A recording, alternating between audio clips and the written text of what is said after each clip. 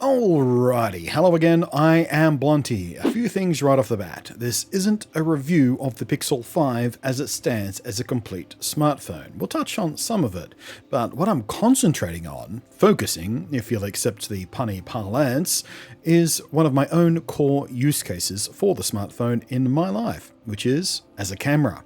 Both as stills and for video, both for pure enjoyment of photography and as a tool for my video work. I like doing it this way because, frankly, a lot of the people who do more generalized reviews of smartphones know dick all about photography and take terrible photos in terrible ways and have no idea how to talk about it properly. But if you're wondering in general if the Pixel 5 is decent as a smartphone, yeah. It'll do your emails and your Twitters and your web surfing and whatever else social media stuff all just fine. It makes phone calls, of course, presumably. You'll also need to know that the Pixel 5 is in some ways a step backwards from the Pixel 4 family it stands in front of. The processor and GPU have been downgraded a little bit, so it's actually less powerful in a raw sense, but it does have a bit more RAM and a lot more battery. It is also quite a lot cheaper than the old Model 2, and that's kind of the point of the downgrade in the first place. And between stripping out the bell and whistle features like the weird motion sensing radar thing, I forget what they called it, had some silly name, and going milder with the horsepower and chonking up on the battery capacity, Google's plan was to fix the main complaint people had about the Pixel 4, the less than inspiring battery life. Some even used the word terrible. And they have fixed it. Even when in use as a camera, which means, the screen is constantly on, the cameras are on, the CPU is churning away, processing image feeds as they come in, the storage is throwing data around, and the battery life is significantly better than the Pixel 4a and Pixel 4 XL I've tested previously. By a big, wide margin, it is hugely better. And with the screen size slightly bigger than the 4A and slightly smaller than the XL, but keeping the 90Hz refresh and crispy colors, it feels pretty good in hand and looks pretty good to the eye. The Pixel 5 features the same 12.2 megapixel main camera as before. Nothing of note really has changed there, but as I myself had suggested, rather strongly, instead of the secondary camera having a telephoto lens as the previous phones had, the Pixel 5 swaps in a 16 megapixel ultra wide-angle lens. In my opinion, ultra-wide being a lot more useful for a lot more people and the way smartphone photography and video is generally shot.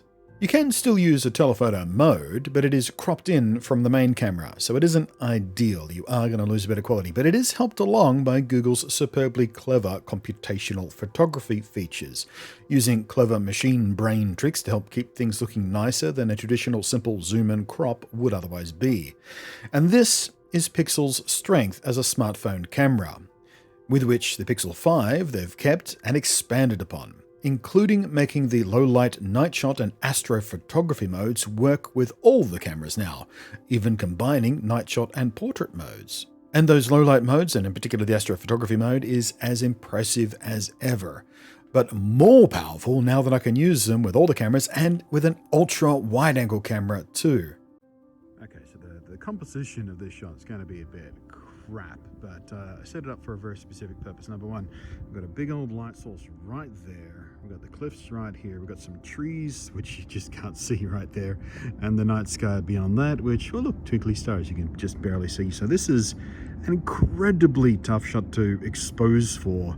Like, if you're doing it manually, you'd have to take several exposures and manually edit them after the fact in Photoshop and stack them up and do a whole bunch of editing.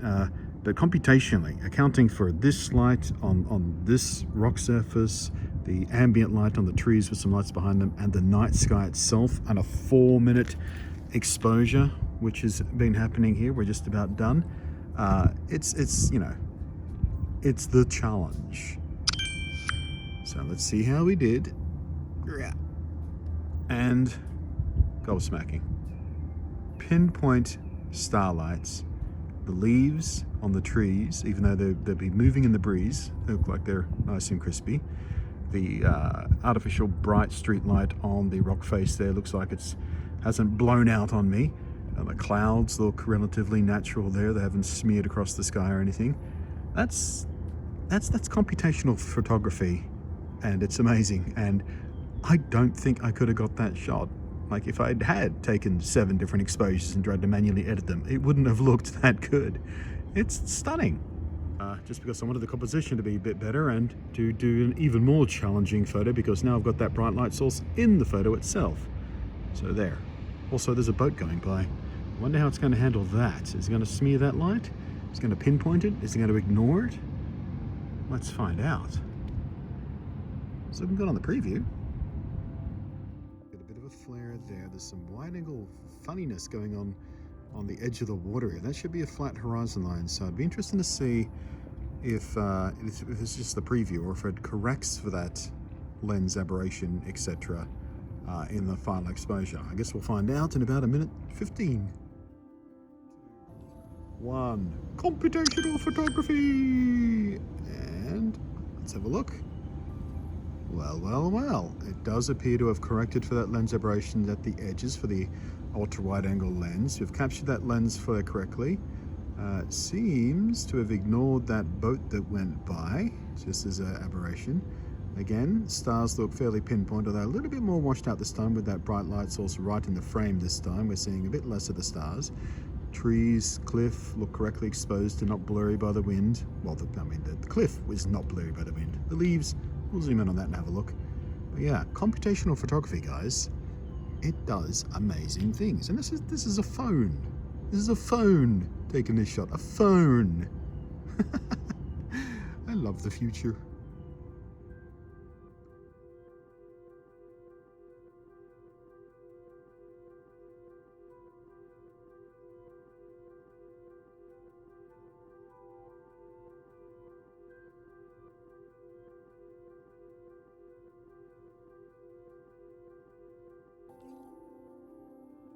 In low-light video, the iPhone, in this case my iPhone 11 Pro Max, still has a clear advantage in general clarity and noise and proper color balance, but in stills mode, it's a different story. The iPhone's long exposure computationally assisted photography mode works to emulate a traditional camera's long exposure effect. So in shots like this, you get that lovely glassy, glowy water and soft clouds, and I really quite like how these came out, but Google's Night Shot instead kind of fakes up the look of a more sensitive sensor but shorter exposure time. So the photos you get look a little more true to life and a little less dreamy. And in astrophotography mode, which is automatically enabled if the motion sensors detect that you've got the phone nicely steadied on a tripod while in low light mode, it can do nearly magical things. Right there, it's not showing up very red on the video camera on the iPhone here, but that is Mars. It's as bright as it's going to be for I think about 20 years or something. It's as close as Earth as it's been in quite some time. And so we have astrophotography mode. Let me show you what the iPhone thinks of this scene, just using its regular night shot long exposure mode thingy. It doesn't have an astrophotography mode. And I'm going to show you what the difference is once I click this button and give it about 57 seconds apparently. So we're going to come back when this is done. And I'm going to show you why the astrophotography mode is so special and isn't just a long exposure mode. If you look at the long exposure on the iPhone, you see those stars? See how they're lines instead of dots? That's because of the way it computes long exposure, as if it was a long exposure. While Google, on the other hand, do a bunch of clever things to pretend it's a short exposure while taking a long exposure, which means you get pin dot stars instead of trails, for example, which means, of course, you can far more clearly see Mars right there than you can on the phone, which is just a red line. And of course, the front-facing cameras on both in low light are just absolutely not worth using. But as you can see, we have yet again found ourselves with the Pixel phone having a far too cropped-in selfie camera for my tastes. Not so bad in portrait mode. Here you can kind of get away with it, I guess, if you really had to, but I prefer wider. But there we go. On the sunrise, a bit of a better look to the camera. So as you can see looking at the screens, the Pixel's doing some skin smoothing stuff, I think. I think the iPhone might be dealing a bit better with the backlighting as well against that sunset. Well, let's turn around and get me in the sun and see how we do. Yeah, again, Pixel seems to be doing something weird with my skin tone. iPhone's doing a little bit better with that. I don't know.